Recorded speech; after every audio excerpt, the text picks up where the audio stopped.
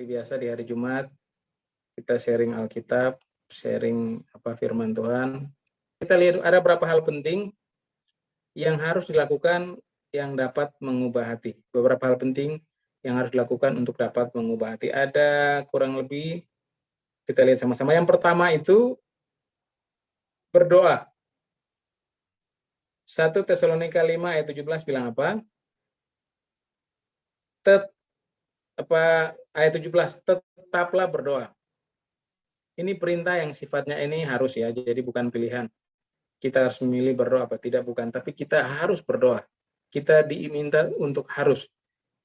Doa mengubah hati yang khawatir atau cemas menjadi hati yang penuh damai sejahtera. Karena itu dalam situasi apapun tetaplah berdoa agar mendapat ketenangan hati. Jadi kalau kita mau hati tenang, doa. Alkitab bilang, kalau kamu jadilah tenang supaya kamu dapat berdoa. Doa itu bisa mengubah khawatir menjadi damai sejahtera. Doa itu bisa mengubah ketakutan menjadi kekuatan. Doa itu bisa mengubah hati yang galau menjadi hati yang kuat. Doa itu bisa merubah duka cita menjadi sukacita. Doa itu bisa merubah situasi yang buruk sekalipun bisa menjadi situasi yang damai sejahtera dalam tangan Tuhan. Makanya perintah yang pertama, apa yang bisa buat hati kita berubah? Ya doa salah satunya. Situasi hati yang pahit, buruk, dendam, benci, bisa berubah jadi hati yang mengampuni melalui doa. Hati yang khawatir, cemas, bimbang, penuh ketakutan karena masalah persoalan bisa berubah menjadi kuat, penuh damai sejahtera karena doa. Jadi doa itu bisa mengubah situasi hati kita menjadi hati yang tenang dan damai dalam tangan Tuhan. Karena itu perintahnya tetaplah berdoa.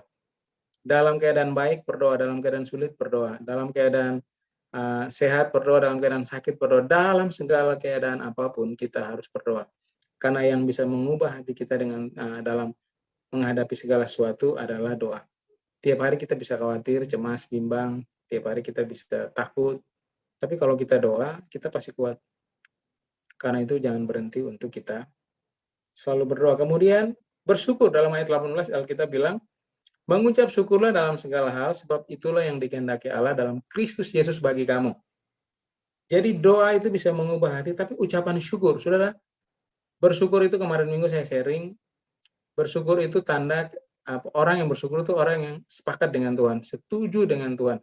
Tuhan buat apapun yang terjadi dalam hidupnya, dia waktu kita bilang bersyukur, itu berarti kita setuju. Kita bilang terima kasih Tuhan, kita suka. Mungkin keadaan tidak seperti yang kita harapkan, mungkin doa Tuhan belum menjawab doa, mungkin apa yang kita mau belum kita dapat, atau sebaliknya dari yang kita dapat. Tapi waktu kita bilang terima kasih Tuhan, waktu kita bersyukur Tuhan, terima kasih Bapak saya bersyukur, itu berarti saya setuju Tuhan buat apa saja dalam hidup saya, pasti baik. Allah berkehendak agar kita mengucap syukur dalam segala hal, karena apa? Dengan mengucap syukur, sesungguhnya kita sedang mengubah hati kita yang egois, tidak pernah puas, sombong menjadi hati yang lembut dan rendah hati. Orang yang bersyukur itu orang yang sadar siapa dirinya. Dia lemah terbatas, Tuhan yang hebat. Karena itu semua yang terjadi dalam hidupnya hanya mungkin kecuali karena Tuhan. Hanya mungkin karena Tuhan. Karena itu tidak ada alasan lain buat kita tidak bersyukur. Bersyukur itu bisa mengubah hati kita dari yang tadinya fokus ke diri sendiri menjadi hati yang fokus kepada Tuhan dan orang lain. Dari hati yang mementingkan diri sendiri, egois, sombong, nggak pernah puas, lihat apa-apa kita selalu iri. Kita waktu bersyukur, hati kita lembut, hati kita rendah, hati kita penuh damai, kita tidak suka iri, kita senangnya memuji, menyenangkan, bahkan berbagi hidup. Itu orang yang suka bersyukur. Kemudian ayat ini juga bilang, ayat berapa itu? Ayat 22 dan 23. Ayat 22 bilang, jauhkanlah dirimu dari segala jenis kejahatan. Jadi orang mau bisa jaga hati itu pertama tadi berdoa, bersyukur, dan jaga diri.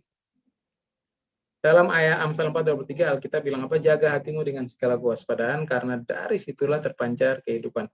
Kita harus senantiasa berusaha menjaga hati, menjaga hidup kita jauh dari kejahatan, supaya hati kita dapat berubah sesuai kehendak Tuhan. Untuk hati kita bisa berubah ke arah Tuhan, berubah menurut ketetapan dan kehendak Tuhan, maka hidup kita harus dijaga. Jaganya dengan apa? Jauhi kejahatan. Kalau kita fokus kepada kejahatan, kita akan terjerumus dalam dosa. kita nggak bisa jaga hati kita pasti kotor, busuk, hati kita pasti tidak tidak menuju ke arah Tuhan. Tapi kalau kita bisa jaga hidup kudus, hidup benar, maka hati kita melekat pada Tuhan, hidup kita akan memancarkan hidup yang benar, hidup yang kudus, hidup yang memuliakan Tuhan, dan pasti itu jadi berkat. Karena itu penting untuk jaga hati, itu bisa mengubah hati kita dengan apa? Jaga hidup kita sungguh-sungguh. Dengan cara apa?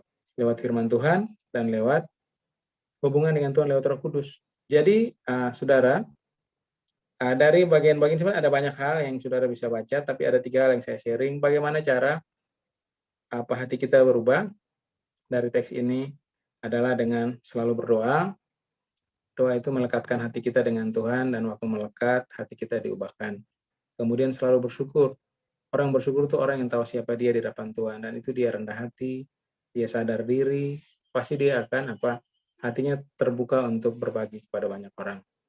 Kemudian berjaga-jaga, jaga-jaga hidup kita supaya yang terpancar keluar dari diri kita itu kebenaran, bukan kepahitan, kebenaran bukan hidup yang tidak menjadi berkat. Nah, untuk itu kita harus isi firman Tuhan, dan harus di dalam hati kita, dan Roh Kudus harus kuasai hati kita, melekat terus sama Tuhan. Pasti hidup kita berbuah, hidup kita jadi berkat.